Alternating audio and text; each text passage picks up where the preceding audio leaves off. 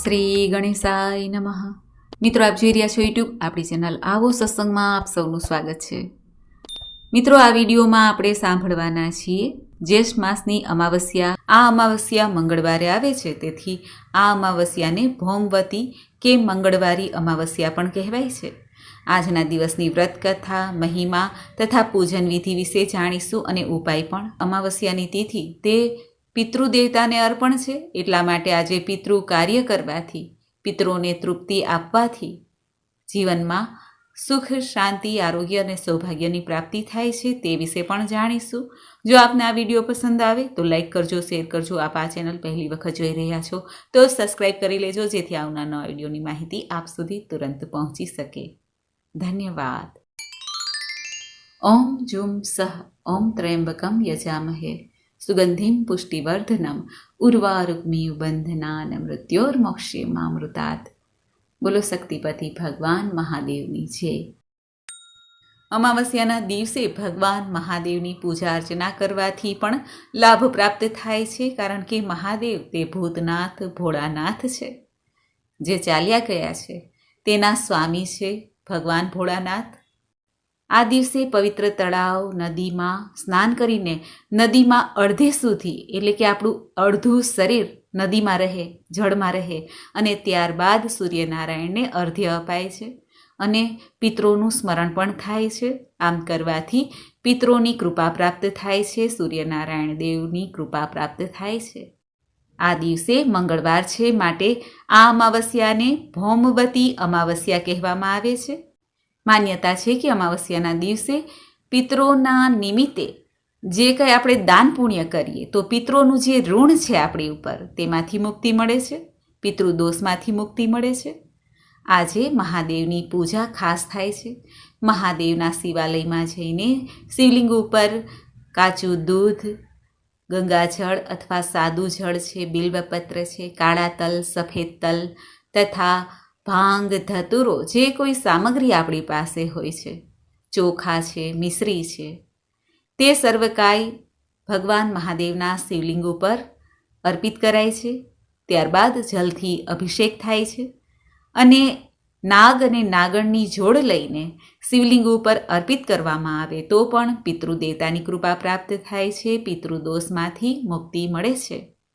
આજે ગાયને ભોજન અવશ્ય કરાવવું જોઈએ અથવા લીલું ઘાસ ખવડાવવું જોઈએ, તો પણ પિતૃદોષમાંથી મુક્તિ મળે છે. અમાવસ્યાનું વ્રત રાખવાથી પણ પિતૃ શાંતિ થાય છે.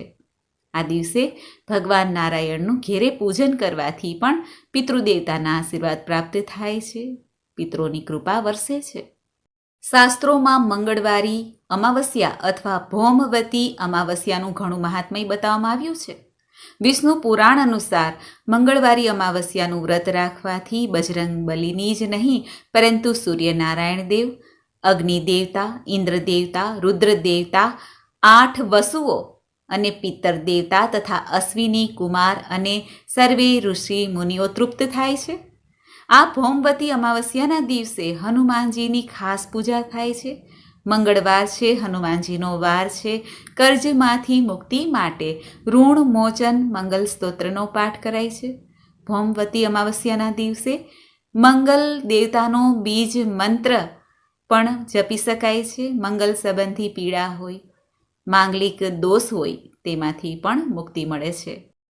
વૈવાહિક જીવનમાં સુખ શાંતિ પ્રાપ્તિ અર્થે શારીરિક ક્ષમતાની જે કમી છે તે દૂર કરવા અને આયુષ્ય વધારવા, દ્વેષમાંથી મુક્તિ પ્રાપ્ત કરવા માટે, કલેશમાંથી મુક્તિ પ્રાપ્ત કરવા માટે આજે મંગલદેવની પૂજા પણ કરવી જોઈએ. મંગલદેવના 108 નામ છે, તે જપી શકાય છે.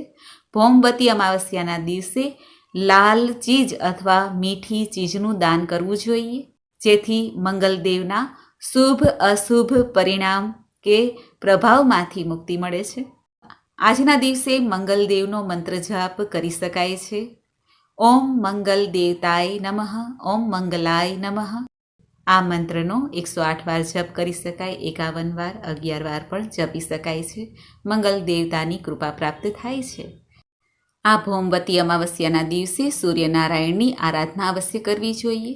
તાંબાના લોટામાં શુદ્ધ જલ ભરીને તેમાં લાલ ચંદન, લાલ પુષ્પ અને ચપટી ચોખા નાખીને સૂર્યદેવને અર્ધ્ય આપીને ગાયત્રી મંત્રનો જપ કરી શકાય છે.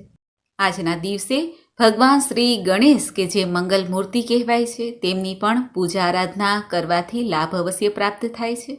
આજે શ્રી ગણેશજીને 1 મોદક, 3, 5, 11 કે 21 મોદકનો ભોગ લગાવવો જોઈએ. ભૂમિ સંબંધી જે સમસ્યા છે તેમાંથી મુક્તિ મળે છે, કારણ કે આ અમાવસ્યાને ભૌમ અમાવસ્યા કહેવાય છે. મંગલ દેવતા આ અમાવસ્યાના સ્વામી થાય છે. માટે લાલ રંગની કે લાલ ચંદનની માળા ધારણ પણ આજના દિવસે કરી શકાય છે. કાર્યસિદ્ધિ પ્રાપ્ત થાય છે. આજે શ્રી યંત્રની પણ વિધિ વિધાનથી પૂજા કરીને શ્રી સૂક્તમનો પાઠ કરવો જોઈએ. અમાવસ્યાની તિથિ માતા મહાલક્ષ્મીને સમર્પિત છે. આજે લક્ષ્મી પૂજા આરાધના કરવાથી જીવનમાં ધન ધાન્યની કમી રહેતી નથી. પિતૃદેવતાના પણ આશીર્વાદ પ્રાપ્ત થાય છે. લક્ષ્મી નારાયણનું પૂજન કરવાથી જીવનની આર્થિક સમસ્યા દૂર થાય છે. આ અમાવસ્યાના દિવસે જો આપણી પાસે ગંગા જલ ન હોય તો ગૌમૂત્રથી સ્નાન કરી શકાય છે, અથવા એ પણ ન હોય તો તુલસીની જળ લઈને અથવા તુલસીનું એક પત્ર સ્નાનના જળમાં નાખીને ત્યારબાદ તેનાથી પણ સ્નાન કરી શકાય છે. ભગવાન શ્રી કૃષ્ણને ઘણા પ્રિય છે તુલસી, એટલા માટે આજે ભક્તોએ તુલસીની પૂજા અવશ્ય કરવી જોઈએ. તુલસીનો છોડ વાવી પણ શકાય છે. અને જ્યારે આપણે ભગવાન શ્રી હરિની પૂજા કરીએ ત્યારે 2 તુલસી પત્ર ભગવાનના શ્રી ચરણોમાં અવશ્ય ધરવા જોઈએ, સમર્પિત કરવા જોઈએ. મંજરી સહિત તુલસી પત્ર સમર્પિત કરવાથી સર્વે કષ્ટ બાધામાંથી મુક્તિ મળે છે. સંતાન સંબંધી જે સમસ્યા છે તે પણ દૂર થાય છે. આજે હનુમાનજી અને મંગલ દેવતાની પૂજા આરાધના કરવાથી બીમારી કર્જમાંથી મુક્તિ મળે છે. ભૂમિ ભવનની સમસ્યા દૂર થાય છે. મંગલ સંબંધી દોષ પણ સમાપ્ત થાય છે. આજના દિવસે જે ભક્તો વ્રત રાખે છે કે જેઓ વ્રત નથી રાખતા તેઓ પણ અમાવસ્યાના નિયમનું પાલન અવશ્ય કરે. સવારે વહેલા ઉઠીને સ્નાનાદિથી પરવારીને શુદ્ધ વસ્ત્ર ધારણ કરવા જોઈએ. ભગવાન સૂર્યનારાયણ દેવને અર્ધ્ય આપવું જોઈએ. ઘરની દક્ષિણ દિવાલ ઉપર પિતરોનો ફોટો રાખેલો હોય ત્યાં સુગંધિત પુષ્પમાલા અર્પણ કરવી જોઈએ. અને જો ફોટો ના હોય તો દક્ષિણ દિશા તરફ મુખ કરીને પિતરોનું સ્મરણ કરીને અર્ધ્ય આપવું જોઈએ. ઘરમાં તામસિક ભોજન ન કરવું જોઈએ. અને આજના દિવસે અખંડ જ્યોત અવશ્ય પ્રગટાવી જોઈએ. આપણા ઘરના મંદિરની આસપાસ અથવા ઘરના ઈશાન ખૂણો કે જે પૂર્વ અને ઉત્તરનો ખૂણો છે ત્યાં અખંડ જ્યોત પ્રગટાવી જોઈએ, જે આખો દિવસ અને આખી રાત્રિ ચાલે. એ પણ ન થાય તો સાંજના સમયે દીપક પ્રગટાવો, જે સવાર સુધી ચાલે. અમાવસ્યાના દિવસે નકારાત્મક પ્રભાવ વધુ ફેલાય છે. ચંદ્રમાના દર્શન થતા નથી. તેથી આજે ઘરમાં કપૂરનું ધૂપ અવશ્ય દેવો જોઈએ. આખા ઘરમાં ગંગાજળનો છંટકાવ કરવો જોઈએ. ગૌમૂત્રનો પણ કરી શકાય છે. ઘરનો ઉંબરો સાફ સફાઈ કરીને ત્યાં સાથિયા પૂરવા જોઈએ. માતા મહાલક્ષ્મીનું આગમન થાય એવું કહેવાય છે. આજે મંગળવારનો ઉપવાસ જે ભક્તો રાખે છે તેઓ નમકનું સેવન ના કરે તો વધુ સારું. આજના દિવસે હનુમાન ચાલીસાનો પાઠ છે, સુંદરકાંડનો પાઠ કરવો ઉત્તમ મનાય છે. મંગલદેવના 21 નામ છે તેનો પણ જપ કરી શકાય છે. મંગલ દોષ જો વધુ હોય તો મીઠી વસ્તુનું દાન અવશ્ય કરવું જોઈએ. પતાસા છે, ગોળ છે, સાકર છે, મીઠી રોટી છે, મીઠી પૂરી છે, તે બનાવીને પણ દાન કરી શકાય છે. કીડિયારું પૂરવું જોઈએ. ગાય, કૂતરો અને કાગડાનું ભોજન કાઢવું જોઈએ. જરૂરિયાતમંદને દાન પુણ્ય કરવું જોઈએ પિતૃના નામ ઉપર. અને બ્રાહ્મણોને કાચું સીધું છે દાન દક્ષિણા સાથે આપવું જોઈએ.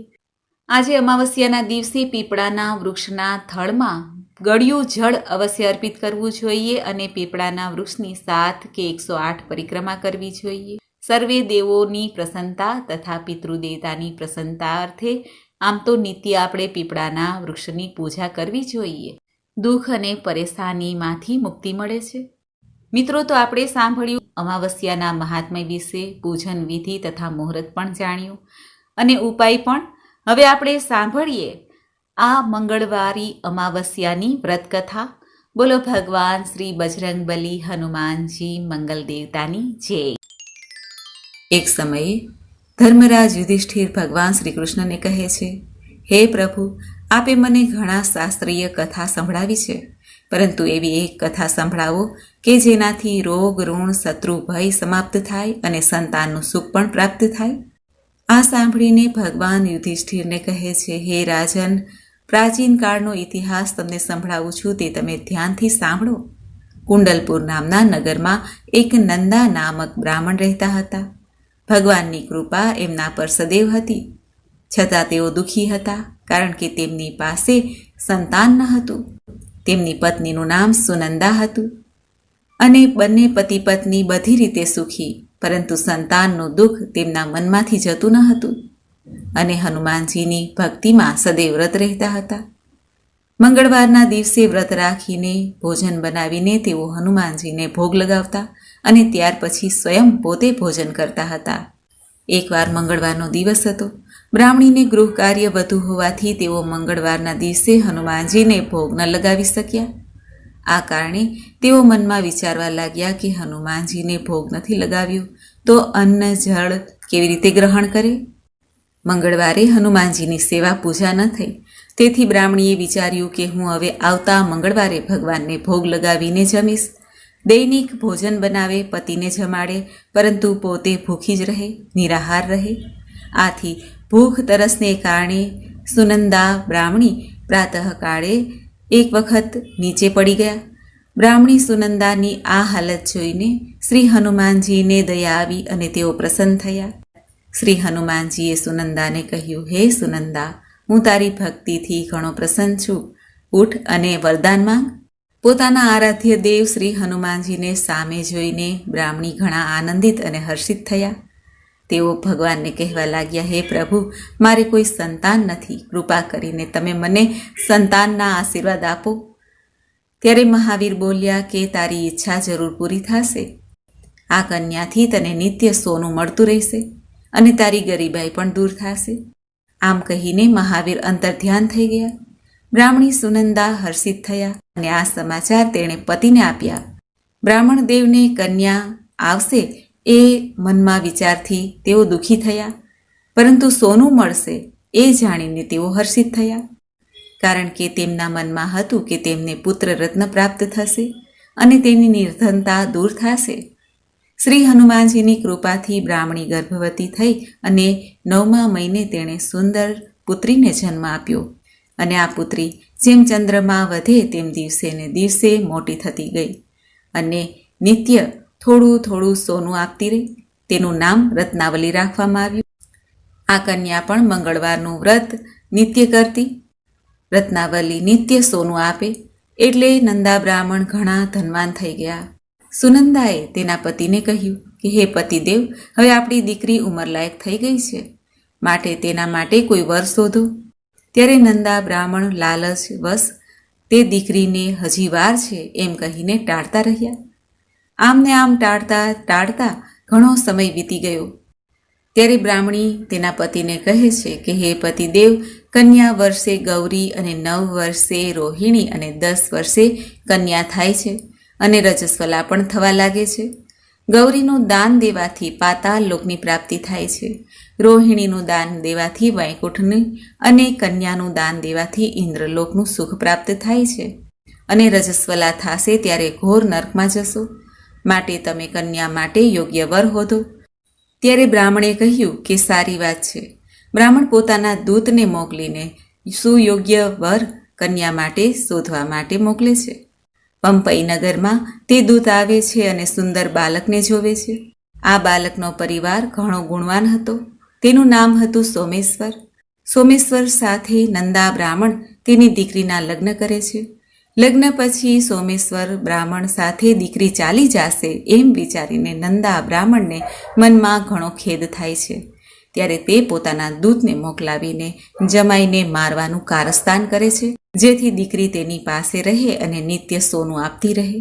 દૂત પણ આવું જ કરે છે. જમાઈને મૃત્યુના ઘાટ ઉપર પહોંચાડી દે છે અને ત્યારે રત્નાવલીને જ્યારે ખ્યાલ આવે છે કે પોતાનો પતિ મૃત્યુ પામ્યો છે, ત્યારે તે પતિ સાથે સતી થવાની વાતો કરે છે. ત્યારે બ્રાહ્મણ નંદાને એવું થાય છે કે મેં જમાઈને અમથો જ મારી નાખ્યો. આ તો મારી દીકરી પણ હાથમાંથી ગઈ. જ્યારે રત્નાવલી પોતાના પતિને ખોળામાં લઈને સતી થવા જાય છે ત્યારે અચાનક જ મંગલદેવ ત્યાં પ્રગટ થાય છે અને રત્નાવલીને કહે છે કે હે રત્નાવલી, હું તારી પતિ ભક્તિથી અત્યંત પ્રસન્ન છું. તારા પતિને હું જીવનદાન આપું છું અને તારો પતિ અજર અમર થશે, મહાવિદ્વાન થશે. અને આ ઉપરાંત તારી કોઈ અન્ય ઈચ્છા હોય તો તે પણ કહે. ત્યારે રત્નાવલી કહે છે કે હે પ્રભુ, જો આપ મારી ઉપર પ્રસન્ન હો તો મને આશીર્વાદ આપો કે મંગળવારના દિવસે પ્રાતઃકાળે લાલ પુષ્પ, લાલ ચંદનથી જે આપનું પૂજા કરે, આપનું આ વ્રત કરે, તેના ઘરમાં કે તેના જીવનમાં રોગ વ્યાધિ ન આવે અને તેને સ્વજનોનો વિયોગ સહન ન કરવો પડે. સર્પ, અગ્નિ, શત્રુઓનો પણ નાશ થાય અને જે સ્ત્રી આ મંગળવારનું વ્રત કરે તેને અખંડ સૌભાગ્યની પ્રાપ્તિ થાય. મંગલદેવ તથાસ્તુ કહીને અંતર્ધ્યાન થઈ જાય છે. સોમેશ્વર મંગળદેવની કૃપાથી જીવિત થાય છે અને રત્નાવલીને પોતાનો સંસાર પાછો મળે છે.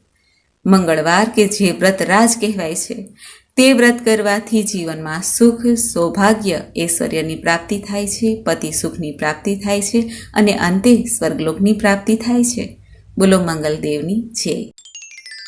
કર્પૂર ગૌરમ કરુણાવતારમ સંસાર સારમ ભુજગેન્દ્રહારમ સદા વસંતમ હૃદયારવિંદે ભવમ ભવામી સહિતમ નમામી.